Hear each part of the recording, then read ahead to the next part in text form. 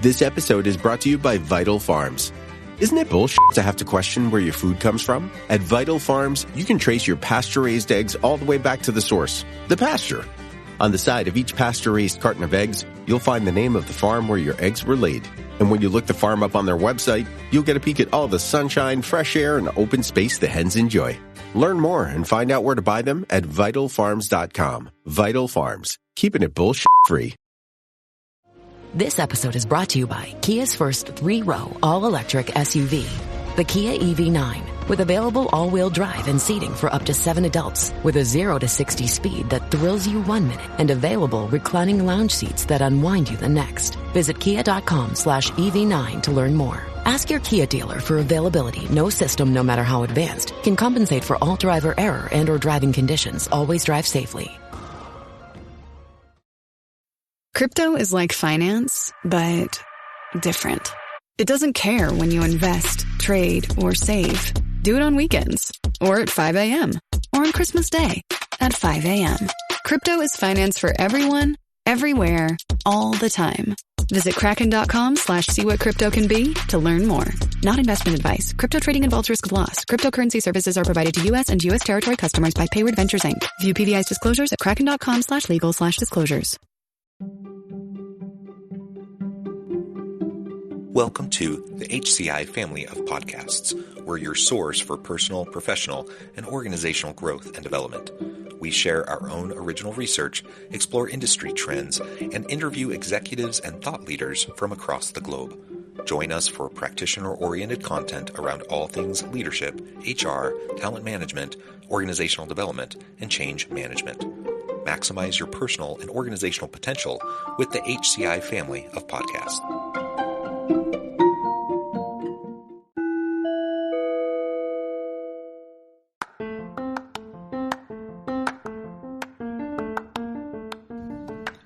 Welcome to the podcast.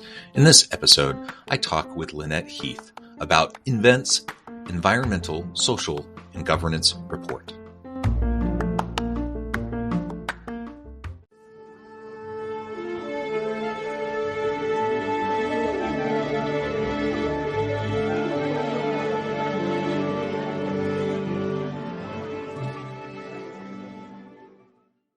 Lynnette Heath, welcome to the conversation today. Thank you, John. Glad to be here. It is a pleasure to be with you. You're joining us from the Minneapolis area. I'm south of Salt Lake City in Utah.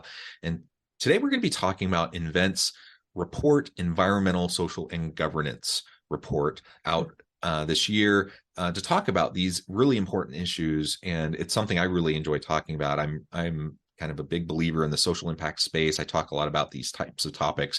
Generally speaking, but also as they connect to organizations and people within the organizations as a mechanism to help reinvigorate people, align people with meaning and purpose and some of those sorts of things, not to mention all the other positive outcomes that come as we focus on these sorts of important issues. As we get started, I wanted to share Lynnette's bio with everybody. Lynnette Heath is nVent's Executive Vice President and Chief Human Resource Officer and ESG People Pillar Executive Sponsor. Prior to joining nVent, she was the Senior Vice President of Global Human Resources at Twin Cities-based Entrust Data Card. Again, a real pleasure to have you, Lynnette. Anything else you would like to highlight by way of your background or personal context before we dive on in? I would just say I've had the pleasure, as many of us in HR are able to do, to work in a variety of industries. I was with General Electric for a number of years before going to Entrust Data Card, which is Entrust today, working in financial. I was in healthcare before that with McKesson HBOC, and now really thrilled to be at nVent, which is in the electrical industrial space. And one, I think the great things, as I mentioned earlier about HR, is that we're able to experience so much. And over my career, I've been able to bring all the learnings with me to where I am today. And that's just been a benefit, which I'm really appreciative of. Yeah, absolutely. And HR is a really fun, dynamic space to be in. I know people conjure up all these mental pictures of Toby in the office and like some of these lesser desirable kind of caricatures and stereotypes. But it's a wonderful place to be. And, the ESG component to all of this is one of the things that has evolved over the last couple of decades into something that I think is a really, really important part of any business, and it's something that people get really excited about. I also think about, I think everyone can get excited about it, but I think particularly millennial and Gen Z workers Yes. really are demanding this within organizations. Like, they only want to work for organizations that are taking this stuff seriously, and it is a real motivator and a driver for them in their careers. And so, from a social standpoint, from a citizen, global citizen standpoint, these are things we need to pay attention to. But from a simple bottom line, like, I want to attract and retain good people kind of perspective, yeah, it makes all the sense in the world. And the business case is really strong for all of this. Absolutely. Absolutely. Agree 100% with what you said. All right. Well, let's go ahead and dive on in. Can you frame up for us a little bit the background behind the environmental, social, and governance report at nVent? When and why you started getting involved in this space, and then we can start to unpack this report. Sure. And I think I'll back up a little bit. Sure. You may or may not be aware about nVent and just who we are and how we formed. We're a fairly young company. We spun out of Pentair just over 5 years ago now. And so thinking about that time when we were forming, it was really exciting. And that's what drew me here, is being able to launch a new company, but be set on a really solid foundation. And we were able to then take a step back and say, okay, we have wonderful foundational attributes, but who do we want to be? We're coming out our own brand new name. Who do we really want to be as an organization? And we had some thoughtful discussions around that. And over the first couple of years, it's really just stand us up and make sure we can function and operate. Yeah. But then having the opportunity to say, what's next, what's out there, and knowing that ESG is really important. To your point, we hear from all of our constituents and key stakeholders that it matters. So what are we doing? And we started with that first report just as a baseline and have put a really strong strategy behind it. I'm really thrilled to be able to be the people pillar owner and talk about what that means for the organization. But you can look at the building blocks that we put in place since we spun. We have a chief inclusion and diversity officer. We didn't have that role when we spun. We didn't have any, which we call I&D, inclusion and diversity, in the organization when we spun. We weren't gathering on a regular basis that feedback from our employees in terms of surveys, hearing what's on their mind, making sure we have a robust program around that two-way communication, and a variety of other ways that we're focusing on our people and making sure that our people know they matter. We say they matter, but they're feeling it every day. And after going out to our different locations and unsolicited, our people would tell me, we feel the focus on people here at nVent. We feel that people matter. It's more than something that's just said. And for me, that's so important. And that helps fuel really the leadership and the drive around that S, to your point, in ESG, although all of it matters, of course. But that helps bring back, for me, to the organization, and not just to the HR team, but our executive leadership team and our people leaders, who we bring together twice a year at a people leader call and talk about, here's what matters. How are we showing up? What shadow are we casting for our people? It's really important that they all feel it all around the world. And we've established that. So it's been exciting. Here we are. We just, celebrated our 5-year anniversary, May 1st, which is a thrill, and hearing the feedback from our people and coming up on our third report.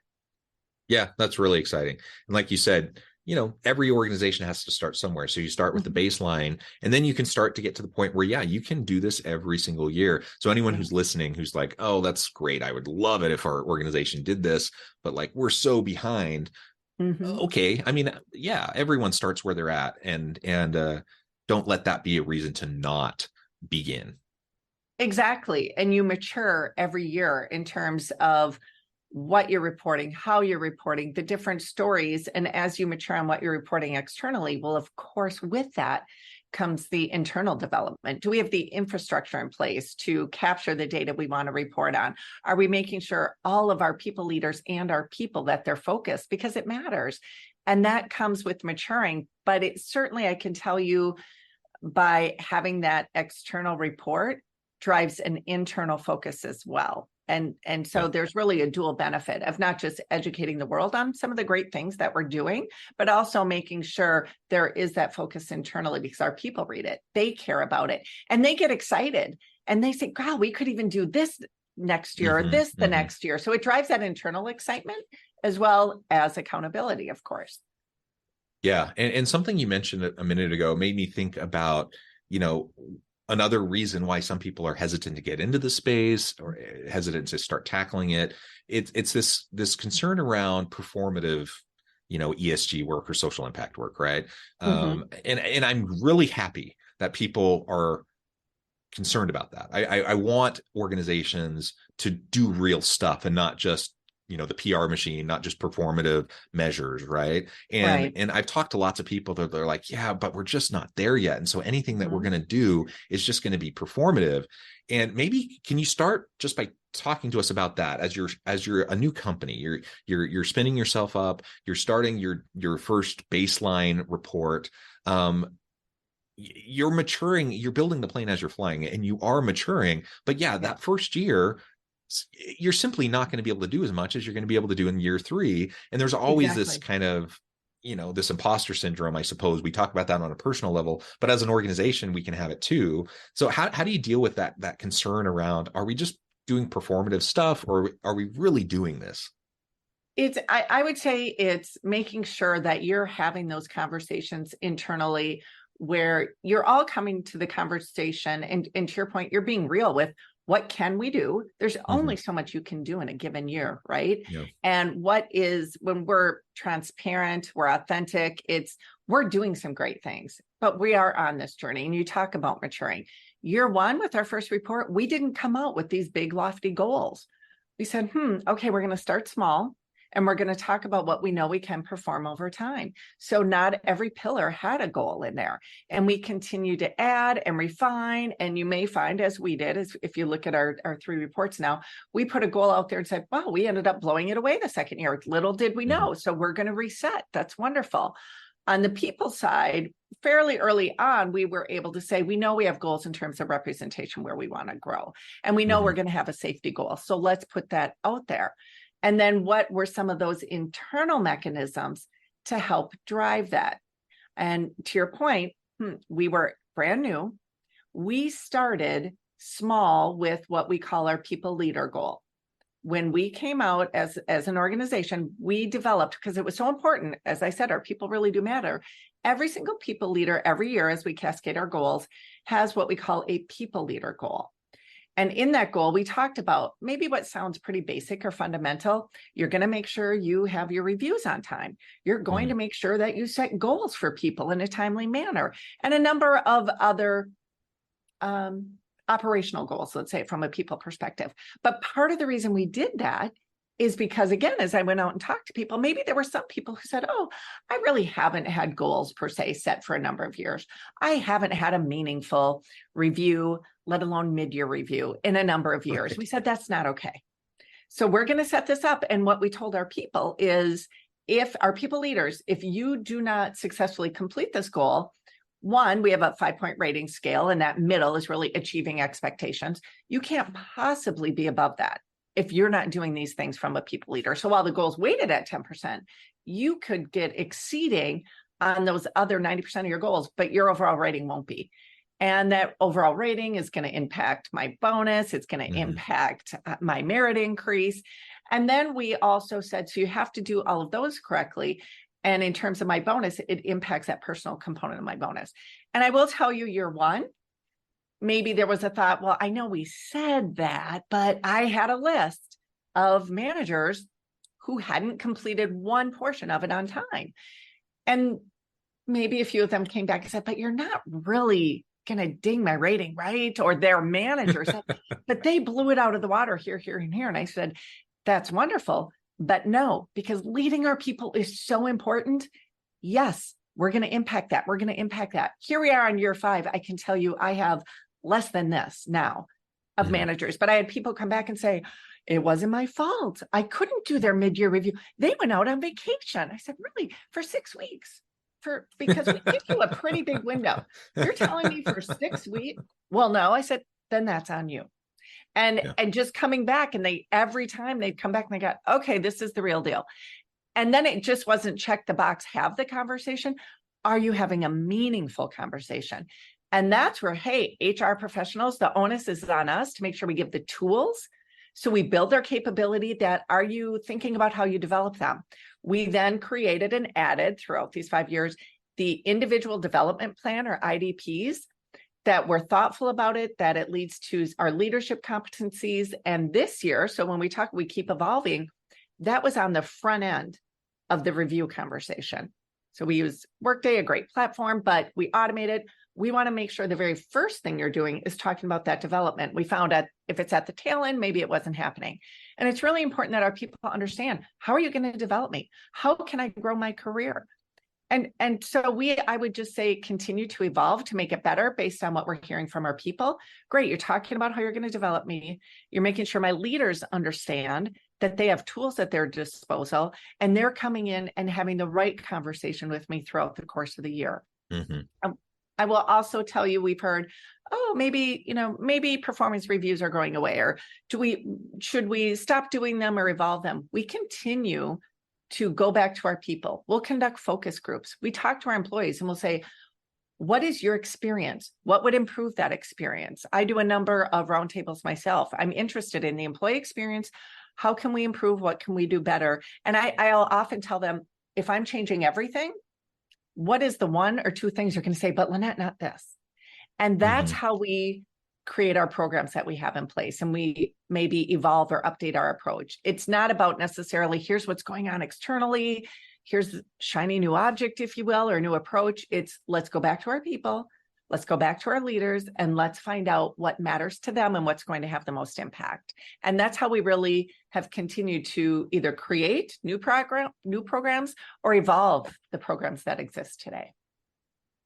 Well, yeah, there's so much there that I really like. Just the pragmatic approach towards building out the mechanisms, the structures, the scaffolding to help you be successful, right? And when it comes back to this performative question that I asked, that's how you do it. That's how you make sure it's not just performative. You actually do the hard work of making sure that this is embedded throughout the organization, that you hold people accountable. All those managers who for years, perhaps they never really were held accountable to do these basic people leader functions, and now they are, and for real. And when push comes to shove and you're like, oh, but really, are we going to ding them on their bonus? Yeah, for real. We are. We are. And it takes sometimes a couple cycles to really get people on board, to help generate that buy-in, to really get people to see the vision of it. And frankly, for some people to self-select out, and you get sometimes new people, all of that, it usually takes a little bit of time, but people know if you're putting the real effort behind what you're saying is important, and they know when you're not. And so if you're worried about being performative, first I would say, again, start where you're at. And sometimes all we can have are aspirational goals at the very beginning. But, move quickly from just the mere aspirational goals towards, like, how are we going to build out these mechanisms, the scaffolding? How are we going to build out the accountability mechanisms, and then stick to it, like actually do it. And people, some people will kind of be upset because now they're being held accountable, but most people will say, okay, now I have some clarity. Now I actually know we're putting our money where our mouth is. We're actually walking the walk, and we're going to hold people accountable. People generally will appreciate that. Absolutely. I would agree. Certainly 100% on that. And it's the baby steps, because you want to make sure that the organization can absorb it and it truly can become embedded. It is not a flavor of the month, right? It's not a check the box. It's not performative. This is really about who we are and how we operate. And our people are so important to us and matter. We make sure that translates through everything we do and how we approach. And it doesn't mean we're perfect. And we certainly continue to have areas that we can improve, but we always come back to it through the lens, I would say, but not just the HR function, but how we develop our leaders. It's about that employee experience and how are we showing up for them? Yeah. Well, that's another point that you just made that I think is important to double click on for a moment. And that is, we're not perfect. Nobody expects us to be perfect. What people do hope for, and what they frankly expect, is they expect accountability. They want you to own it. If you're trying to do something and it doesn't quite work out, okay, pivot, learn, adjust. tweak what you're doing, but they do want accountability. And what they really don't want is for you to gaslight them and pretend like everything's okay. We're not stupid. Like, people know when things are actually not happening the way that you say they're supposed to happen, and when you're giving people a pass. Particularly what really bothers, especially kind of entry level, mid-management level kind of people in organizations, is when there's like one set of rules for them and there's another set of rules for the C-suite, and it's not hard to know that. And everyone, talk about demotivating people towards these accountability mechanisms.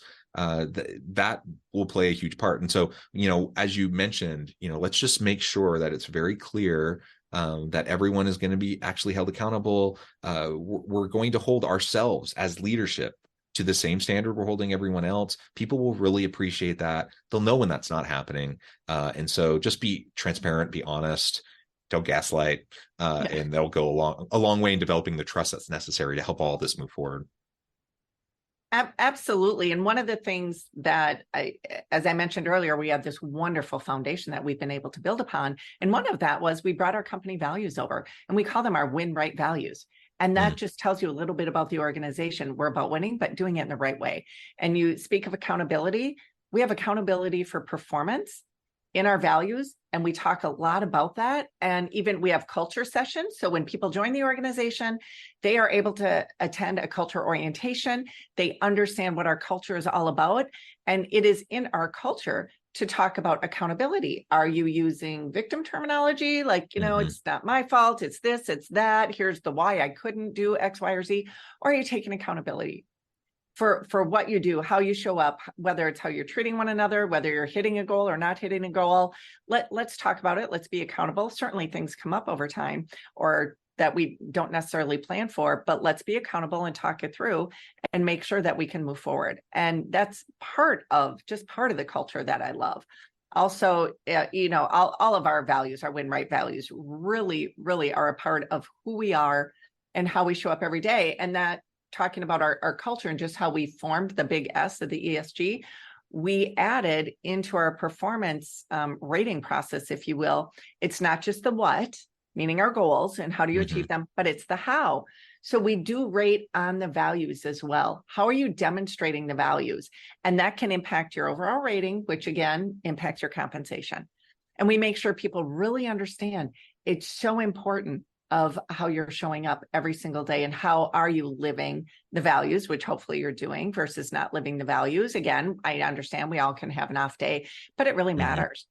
Are you really approaching things from a positive perspective, because positive energy matters? Are you treating people with respect and teamwork? These things matter. They're more than just words on a wall at nVent. And that's what I tend to hear over and over. And I do think that's a differentiator for us as our culture is. Wonderful. And I really like all this conversation around just the approach towards this report. Let's take the rest of our time together to highlight some of the impacts, the findings, the outcomes that have come from this report.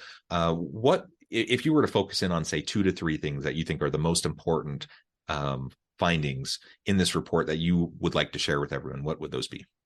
Well, so selfishly, I'm going to focus on the people pillar, right? Because I think there's a lot of great things in the entire report, and some of it's on planet, which certainly I won't go into our product, our other 2 pillars. But for me, I'm going to say, of course, it's all about that people pillar. One thing, as I mentioned, we established goals pretty early on. And what was really important to us were some representation goals. So we focused on gender in professional roles, as well as in the US, that racial diversity in management roles. And we have found, we put the focus in place. We then translated that focus internally. We have in our management incentive plan, we have what we call an ESG scorecard, and that's a 15% of the calculation, where in there we focus on ESG initiatives and we talk about diverse slates. And we hadn't necessarily talked about that before becoming our own company and how important it is. Obviously, you can't hire diverse individuals if you don't have a diverse slate. That's really key. And so now we're showing metrics and we're talking about it. And at our recent global leadership meeting this year in January, I had a people breakout session. So we have smaller groups and we're talking about it. And this is where it's so exciting for me to see peers of different management level individuals asking one another, how are you achieving this? I think we all know how challenging it is, how competitive it is in the talent labor market today, right? How are you finding it's taking us so long to get that slate of individuals, of candidates, and then maybe it takes a little longer to get that diverse slate. What are you doing? And they're sharing best practices. They're sharing information. We've had a focus on it and we increased it. We said, no, we're going to increase the focus on this because what we have found when we bring diverse candidates to the slate, oftentimes, guess what? They're the best hire. We're all about making us better. And there's a lot of internal dialogue around that. But the outcome is we've improved our representation in both categories. And if you look at our financial results, we have fantastic financial results. Our investors love our focus on this because it translates through, as research shows it will.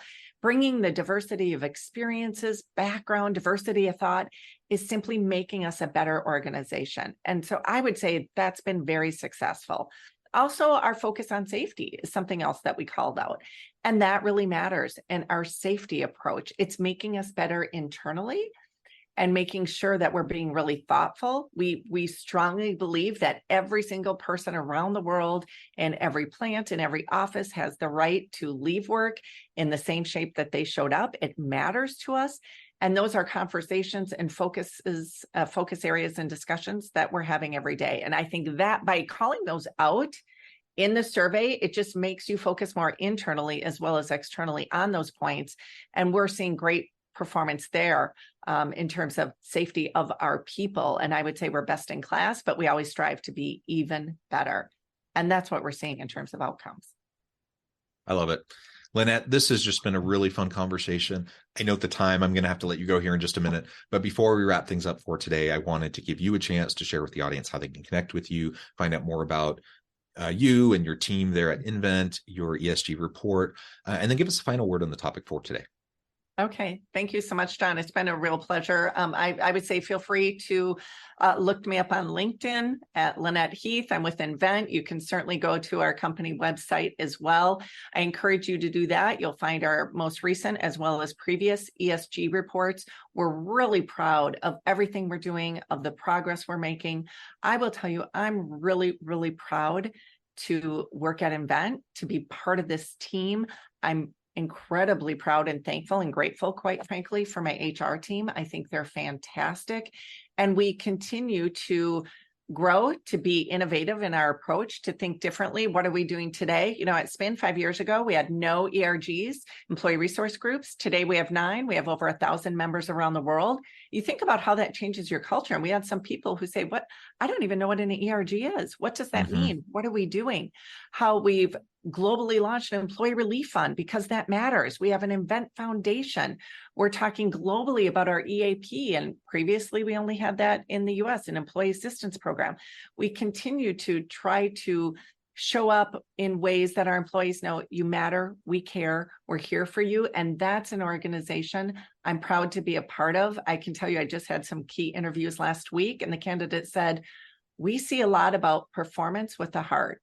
And that is true. And that's who we are. We're all about results, but with caring.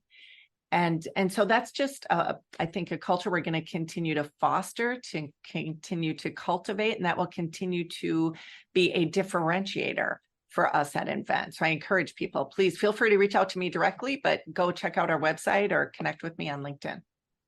Wonderful. Lynnette, thank you so much. It's been a real pleasure. I encourage the audience to reach out, get connected, find out more about what Lynnette and her team at nVent can do for you. Check out the ESG report. And as always, I hope everyone can stay healthy and safe, that you can find meaning and purpose at work each and every day. And I hope you all have a great week.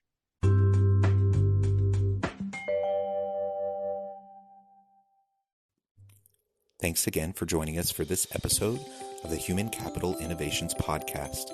I hope you stay healthy and safe and that you have a great week.